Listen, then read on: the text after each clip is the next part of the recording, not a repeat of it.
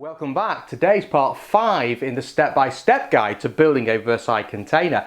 Today we're going to look at those panels. That sounds good. Stick around.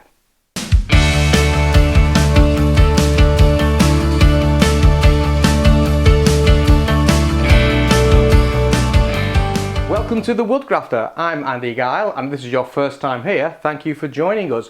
This channel is all about woodwork education. Our mission is to inspire, educate and support you in your journey to becoming a better woodworker. We publish videos on a regular basis, step-by-step guides such as this one in how to build something, as well as tips, tools, techniques, reviews, all the things that we want to know as woodworkers. So if you're not a subscriber, consider subscribing now. If you like what we're doing, give me a thumbs up, leave a comment. With that said, let's get started. So if you're new to this series, this is what we're building, a Versailles style container. First episode, we cut these legs down to size, we broke the arris and we chamfered the bottoms. In the second episode, we put the joinery inside this, we cut the mortices, we put the channels in place for the panels. Third episode, we cut these bearers to length and we started off doing the tenons inside these.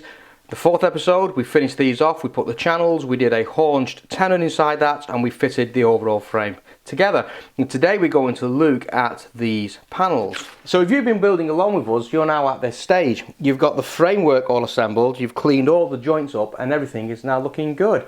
Today we're going to look at the panels that go inside here. First thing we need to work out, what size of the panels need to be. So sizing these panels is really simple. We just take a measurement from here to here. And in our case, that's 245 millimeters. And we take the measurements in multiple places, so we can just check ourselves. We know it's square. We know it's looking good because we did that on the last episode. And yeah, and everything on here is looking 245 millimeters. So we need a panel that's going to be 245 millimeters long. In terms of width, it needs to be 303 millimeters, so we can make a note of those measurements. 245 by 303. So we know we're looking for a panel 245 by 303, and our panel is going to be made up of tongue and groove. Now the 245 303 is not our final dimension, and if you remember, we've cut a 10mm channel in each of the legs and a 10mm deep channel in the top and the bottom. So the actual size needs to be 245 plus some expansion into this channel. Now on the width, which is 303 between these inside edges, I don't just want to go ahead and add 20mm, 10mm for either channel, because the purpose of those channels is to allow for expansion and contraction. So the channel coming in by about 6mm either side is probably good enough. So we'll make this 303 plus 6 for the left hand channel and plus 6 for the right hand channel. So our overall width is going to be 315. 315. Now I'm not going to get the same amount of expansion and contraction top to bottom as I am across the grain left to right. So this one can be 245 plus 10 plus 10. But we'll allow a little bit of wiggle room, so we'll add 9 to either end of this. So 9 and 9. So 245 plus 18 is 263. So 263 by 315, where that's the height and that's the width. So they're the dimensions that we're going to make each of our panels to. So the first question is, how many of these panels do I need to give me the 315 width?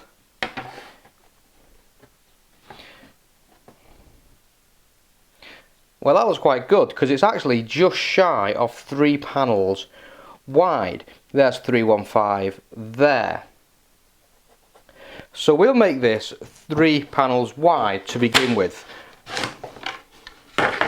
Now I actually want to cut this slightly oversized, so rather than 263, we'll actually make the first cut at 270. And that way, once I've got the panel glued up, and yes I did say glued up, we can then square this off and bring it down to final dimensions. So we'll make a length of 270. 270. 270. 270. So I'll get 1, 2, 3 panels out of this piece of wood. Excellent. So we'll now cut this down to the 270 length. There's a few ways we can do this. We could use the track saw, We can use the table saw, we can use the miter saw. We'll set the miter saw up and we'll use the miter saw to bring these down to length. So as always, I've just dropped the extension on to give the wood some support. I put a stop here, so this cut now comes in at 270, which is what we're looking for. I'll go ahead and batch 36 of these out, because that's what I need for all 3 containers. Obviously, if you're making the 1 container, batch 12 of these out. So that's all of those batched out now, and as I was going through that, I didn't just make linear cuts. I looked at the material to work out where the best cuts would be. So for example, cutting out these old dirty knots, cutting out some of these dead knots that's going to give me problems on the finish, cutting out breaks in the tongue and groove, for example. So just watch that as you go through and just make sure you're cutting out the right parts, the best parts available to you. Now the next thing I want to do is to glue these panels up, and you may think that's a surprising thing to do given that this is tongue and groove, but just think about it for 1 second. So my panels are going to come together like this, and yes, we're going to rip them down to width and we're going to finalise the size, but fundamentally this is what the panel's going to look like. Now throughout the seasons, this wood is going to expand and contract. Now if I leave these as loose fitting joints, i.e. no glue as you see them here, then each of these pieces of wood are going to expand and contract in isolation of each other. And what will happen over time is you'll start to see joints appearing and closing where that tongue and groove comes together. Now because the finish here is going to be painted, that will be very, very obvious, and you'll start to see the panels over time beginning to look something like that, or at worse with these large gaps inside it. So I want to encourage this to expand and contract as a single panel, and I want the expansion to be taken up by those grooves that we've already put into the legs and into the top and the bottom rails. That's why I want to glue them up. So my next job is to actually glue these together and make 4 separate panels that we can then bring down to final joinery. In terms of glue choice, I'm using this Titebond 3 Ultimate Wood Glue. It's the waterproof one that's rated for exterior and interior use. Now to be honest, when you see me using this little glue bot here, that's the same glue that's in here, and I use this glue on all of my joinery, whether it's inside or outside, and that's because this has a slightly longer opening time. What we mean by opening time is how long does it take for the glue to go off and you can no longer work with it. So this is a longer opening time, probably about 10 minutes in a normal workshop. It does vary depending where you are in the world. Here in the north of England, in Cheshire, I get a good 10 minutes of working time with this, which makes my glue up somewhat easier. The other Titebonds, great glues, very, very strong, shorter opening time. So I tend to stick to this as my universal glue unless I'm doing something really special, and then we'll talk about that when those projects come along. So Titebond 3 in my glue bot. I like to get everything ready before I start to glue up, so I'm just taking the clamps and I'm adjusting them down to size. And the less I've got to mess around with the glue wet, the better I like it. So here's my gluing preparation. I've got a mat down here on my table so I don't get glue on my bench. I've got 1, 2, 3 clamps that are all sized so they're pretty much ready to go, but there's some room inside there to allow me to move. I've got a damp cloth that I'll just use to wipe any squeeze out from these channels. I don't care about the other side. I've got my glue and a small lolly stick that's great for getting down into these joints to spread the glue. So with that done, let's glue this panel up. Thin bead of glue.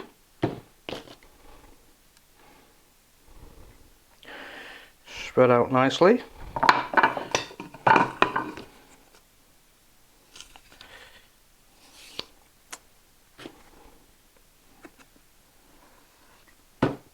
Now you don't really want to super coat this in glue.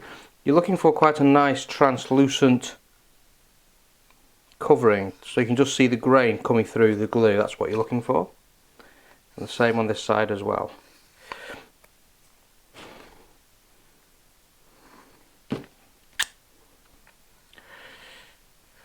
Okay.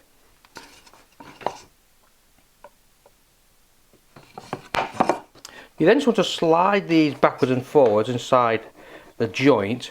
That just seats it down. It also creates a little bit of a vacuum inside the glue, which just helps to keep these things aligned. And then most delicate of clamping pressure. You don't want to go too hard on this at all.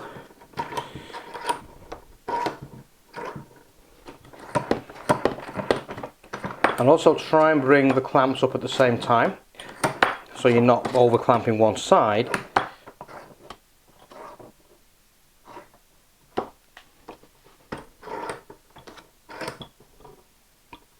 Okay. And that looks good. Then just wipe the glue off on this top surface. Take a scrap piece of wood and just lay it across those joints. And now you can bring your next clamp in, your top clamp, push down, that flattens your panels out, and then just nip this up.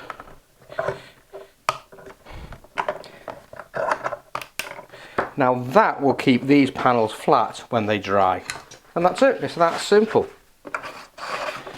You may be saying you've not put any cauls at the end here to protect the material, and you will be correct, but we know that we're going to take a cut off here, so it doesn't really matter.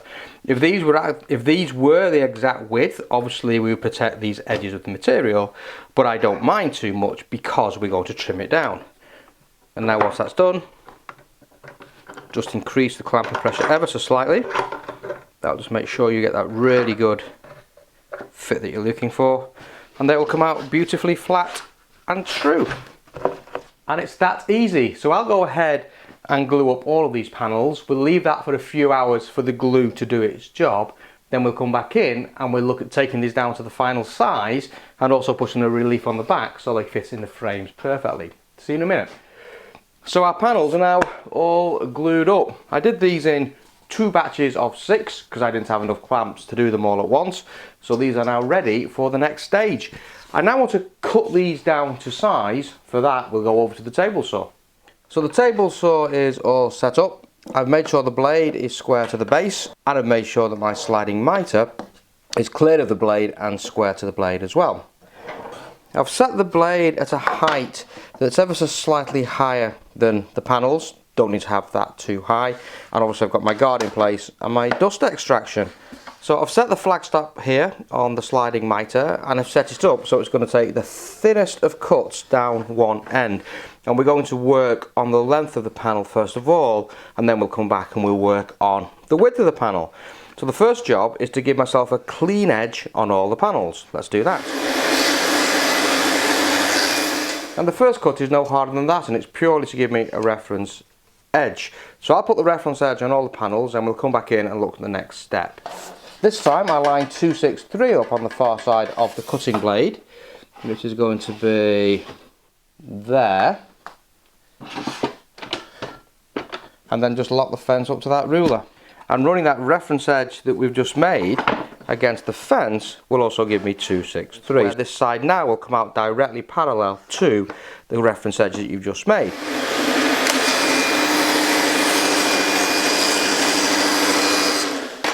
There you have it. All these panels now cut to the same size, all to 263, everything perfectly lined up and square. Simples. So I now want to work on the width, 315. This is a little bit more complicated. And it's a bit more complicated because obviously with this being tongue and groove, I've still got the tongue here. Now I want this to be symmetrical, so I want to find the center point of this panel, but from the profile edge there to the profile edge there, not to this tongue.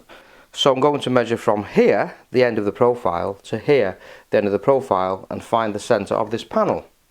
So that's coming in at 332. Half of 332 is 166. So I'm now going to come in and just measure up 166 from this end of the profile. Not this end where the tongue is, the end without the tongue. And 166 is there. Now we know that the overall width is 315, so 315 divided by 2 equals 157.5. So we now want to measure out from this round about 157. I'm not really bothered about the 0.5, to be honest with you. I just want to line this up for a cut on that mark there, and that's looking good. And then I can set my flag stop to give me that repeatable cut. So now I'll go ahead and rip this edge off. Now obviously these two sides are already complete, so this is guaranteed to be square to these two sides, which is good. So we'll make this cut and then we'll bring it down to final size.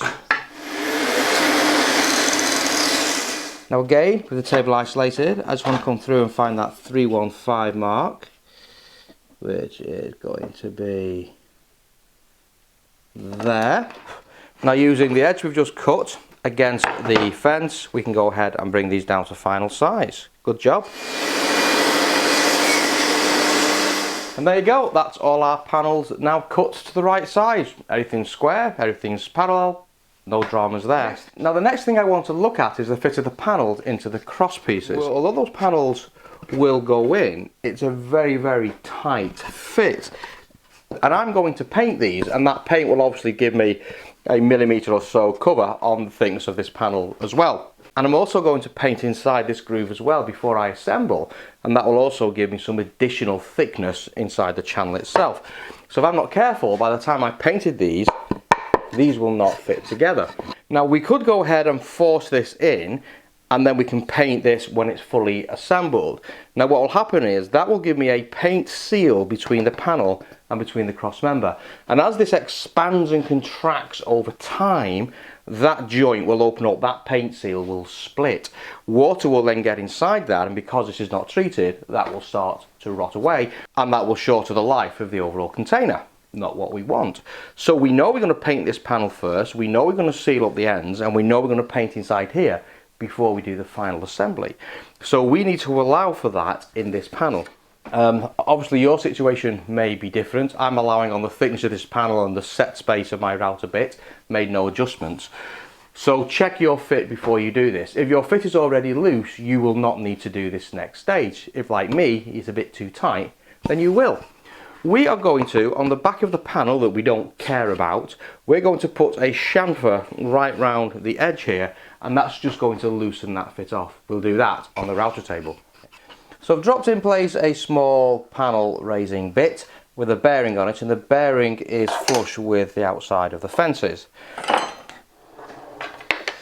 I'm just going to raise this so it takes a small cut out of the back of this test piece. And that's because I don't actually know how high I want this, so I'm going to use a scrap piece of wood on the back just to give me a test, and we'll see how that looks, and we'll judge it from there.